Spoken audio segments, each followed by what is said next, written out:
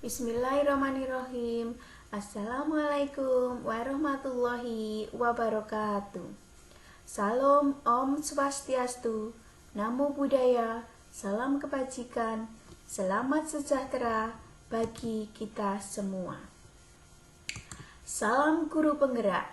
Saya Heri Dwi Astuti, calon guru penggerak angkatan 7 dari TK Pertiwi Sabrang Lor 1, Kecamatan Trujuk, Kabupaten Klaten, dengan fasilitator Bapak Budi Herijanto dan pengajar praktek Ibu Samini. Pendidikan calon guru penggerak yang telah saya ikuti sangatlah banyak memberikan pelajaran dan pengajaran sebagai guru. Dalam kesempatan ini, saya akan memaparkan kesimpulan dan refleksi pemikiran Ki Hajar Dewantara pada tugas modul 1.1 koneksi antar materi. Saya akan merefleksikan diri saya dalam 3 pertanyaan. Yang pertama, apa yang Anda percaya tentang murid dan pembelajaran di kelas sebelum Anda mempelajari modul 1.1? Yang kedua, apa yang berubah dari pemikiran atau perilaku Anda setelah mempelajari modul ini? Yang ketiga, apa yang dapat segera Anda terapkan lebih baik agar kelas Anda mencerminkan pemikiran Ki Hajar Dewantara? Pada pertanyaan nomor 1, apa yang Anda percaya tentang murid dan pembelajaran di kelas sebelum Anda mempelajari modul 1.1? Yang pertama, yaitu proses pembelajaran berpusat pada guru. Dalam pembelajaran di kelas, dengan model ceramah sehingga murid hanya diam, mendengarkan, dan kurang memperhatikan. Yang kedua, guru kurang memahami karakteristik murid. Tanpa memperhatikan karakteristik murid yang berbeda-beda, pembelajaran akan bersifat monoton. Yang ketiga, rendahnya motivasi murid sehingga mereka pasif dalam proses pembelajaran. Murid tidak bersemangat sehingga tidak komunikasi antara guru dan murid. Yang keempat, pembelajaran fokus pada ketercapaian hasil dengan mengutamakan perkembangan aspek kognitif. Pembelajaran yang fokus pada ketercapaian hasil materi tanpa memperhatikan proses pembelajaran anak. Untuk pertanyaan nomor 2, apa yang berubah dari pemikiran atau perilaku Anda setelah mempelajari modul ini? Di dalam pemikiran yang berubah, yang pertama, pembelajaran berpusat pada murid. Bahwa proses pembelajaran yang menjadikan murid aktif sehingga bisa membangun atau mengkonstruksi pengetahuannya. Yang kedua, menghargai setiap perbedaan karakteristik murid. Anak tentunya terlahir berbeda-beda. Setiap individu mereka mempunyai keunikan masing-masing. Saya sadar dengan perbedaan ini akan menjadikan pembelajaran lebih berwarna, di mana guru sebagai pamong harus menuntun murid sesuai kodratnya. Yang selanjutnya yaitu menyadari bahwa guru bukan satu-satunya sumber belajar.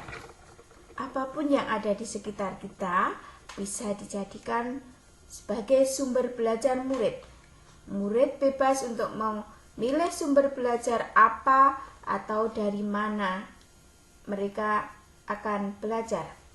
Maka akan merubah pemikiran dari menuntut menjadi menuntun.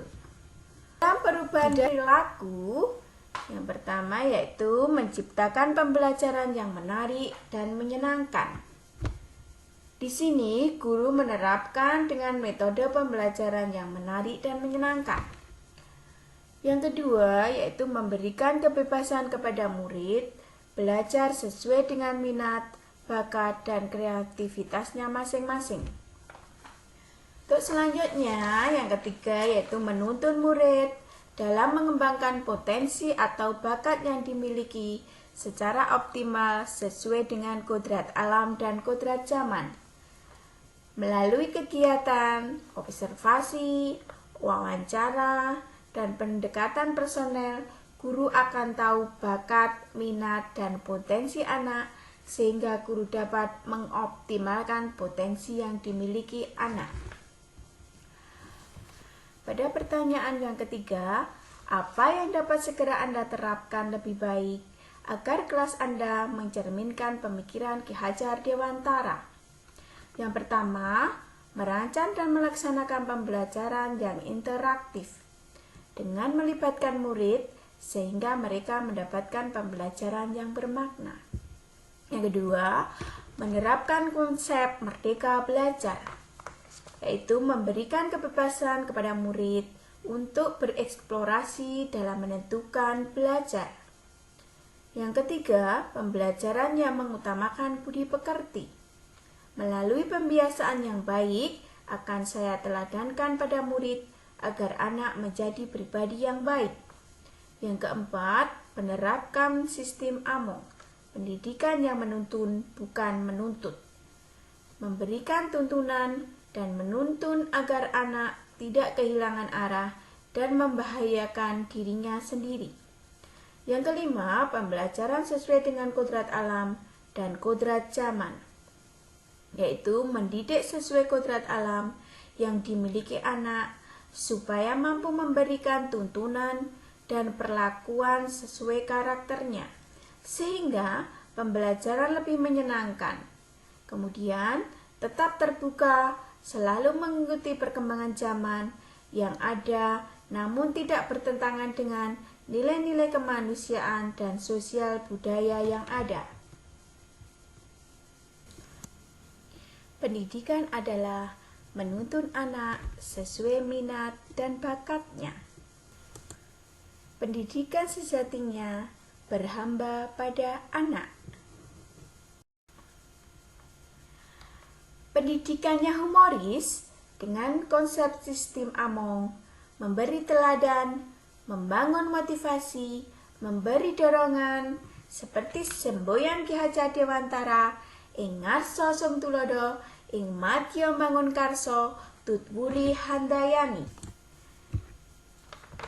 Perlunya penanaman budi pekerti yang baik dalam pendidikan. Demikian yang bisa saya sampaikan. Terima kasih. Wassalamualaikum warahmatullahi wabarakatuh. Salam bahagia.